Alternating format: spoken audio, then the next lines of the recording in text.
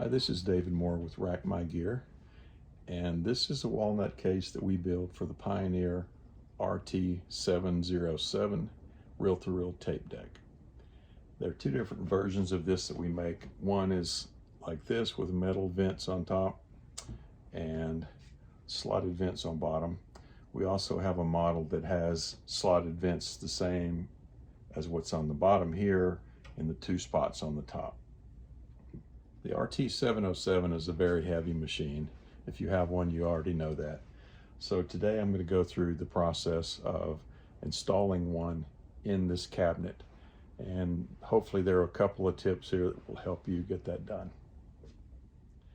The first step is to grab the cabinet, lay it on its backside on a sturdy table.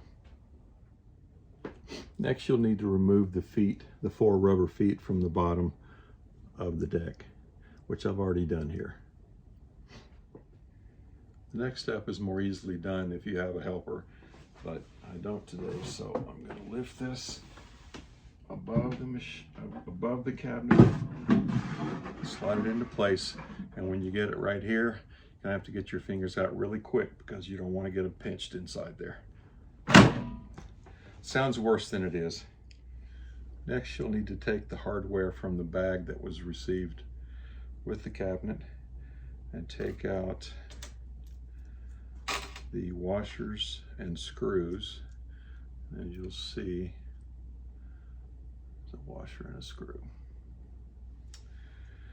And get those started in the holes, in the rack holes that'll be visible through the 2 slots on each side.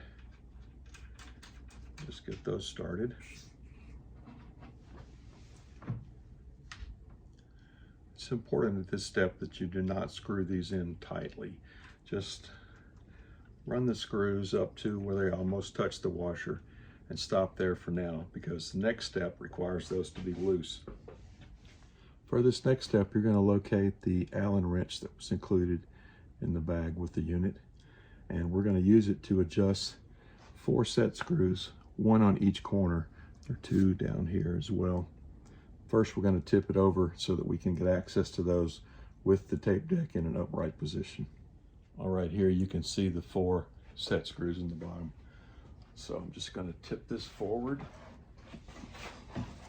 set it on the rubber feet, and we're going to pull it off the edge of the table just far enough that I have access to the set screws on this side. As you can see along the bottom, there's no gap. There's a bigger gap up here. So what we're going to use the set screws for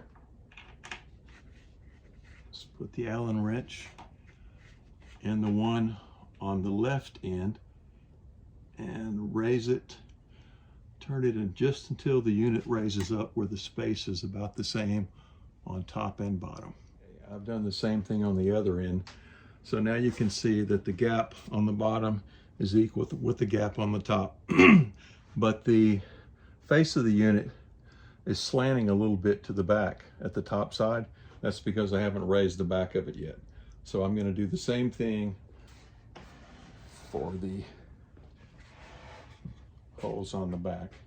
Okay, now I've adjusted all 4 screws so that the cabinet gap is the same at the bottom and top, and the face is plumb.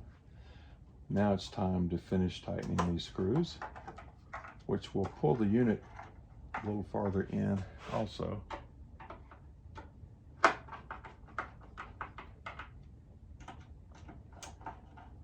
And this is the last step.